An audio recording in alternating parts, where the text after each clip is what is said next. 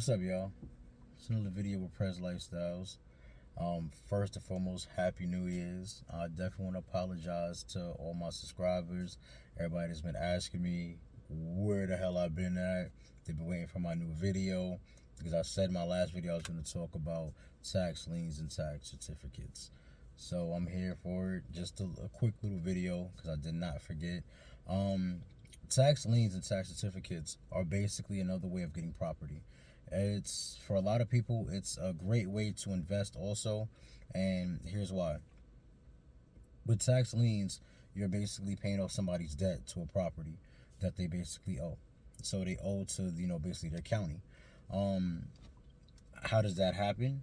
There's multiple ways, but one of the biggest ways is property tax. Property tax is something that happens regardless. So even for people that want to get into a property and they're thinking that, you know what, once they pay off this mortgage or whatever the case is, they don't got to pay anything else. No, it doesn't work that way. In a lot of places, in a lot of states, like I said, it varies. But most have property tax. So property tax, no matter what happens, you still gotta pay property tax because that goes to your county. That goes to, and with that taxes, what it does is it basically goes to schools. It goes to miscellaneous things like street signs, fixing sidewalks. That's basically that. So taxes on property is a big thing, and a lot of people fall short because you never know what could happen. So that's one. Another one is it might be a property that somebody did not want. They might have inherited it or whatever the case is, and they feel like it's just too much work for them, so they kind of just let it go. So that's another way. Now what you do is you can go online, you can look up the property, whatever the case is, type in zip code. You can basically check out houses that you see, or even businesses, buildings that you see that look like they're vacant or that they might be in for foreclosure or whatever the case is, and you can basically type in the address. It's all public information, so you will see what actually has a tax lien or tax certificate against it. So now, as I said, you can also invest in it. How do you invest in it? Let's say you pay off somebody's debt. Now what happens is that person, they have a significant amount of time to basically pay back that debt. Sometimes they might have 60 days, sometimes they might have 90 days. If they're fighting with the courts, a system or whatever, or they're starting to make payments, it could be 6 months, it could be whatever. But here's the thing, they're paying it back, but now they got to also pay interest. Who gets paid that interest? You do, because you're the one that paid off the debt in the first place. So you basically become the banker to that property.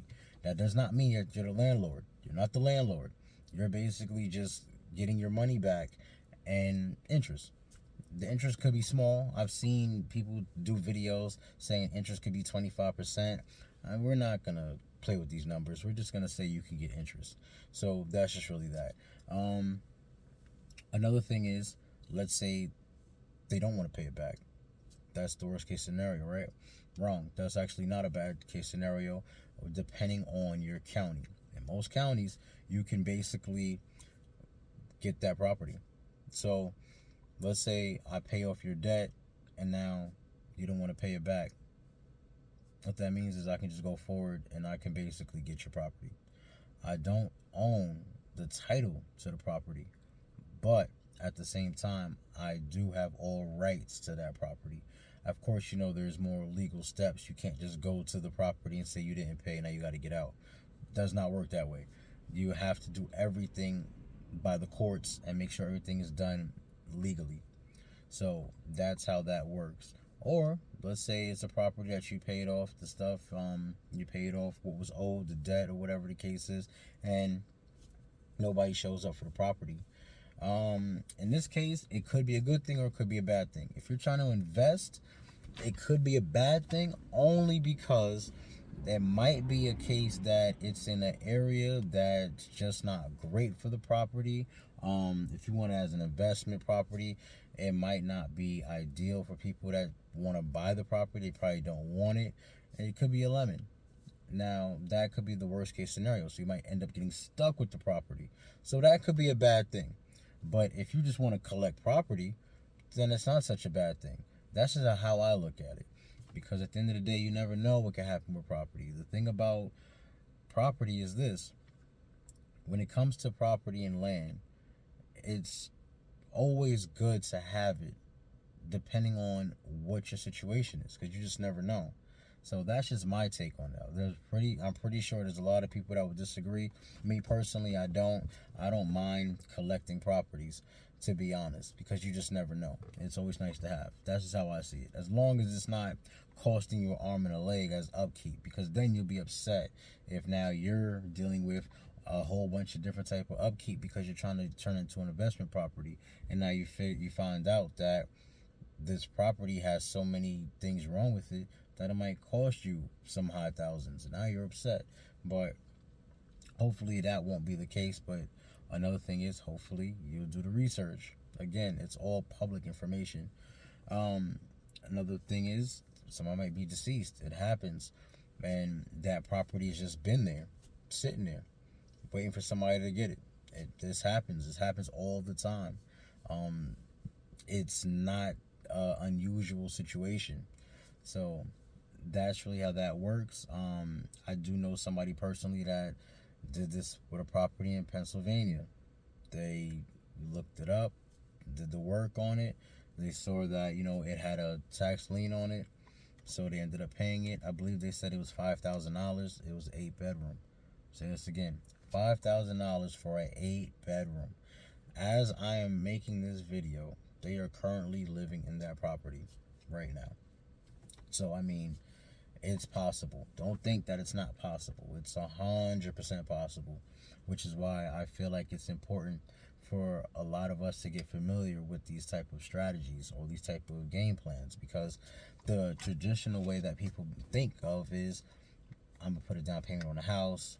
I'm gonna need probably 10,000, 20,000, 30,000, and then I should be able to get a property with a good mortgage. I mean, that's one way. That's one way, because there's different loans also when it comes to getting mortgages, because you do have the first time homeowners, which will basically, ask for 3.5% down as long as you meet the criterias.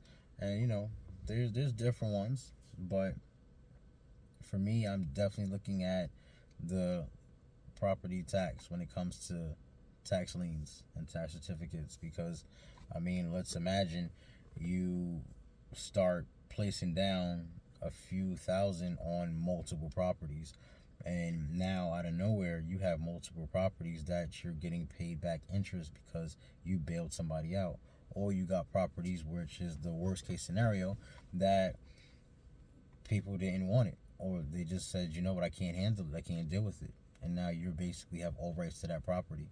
So I mean, imagine getting a house or even a building for just a few $1,000s. I mean, no mortgage, by the way. So I mean, just think of it like that. So that's what I mean when I'm talking about a tax certificate or a tax lien.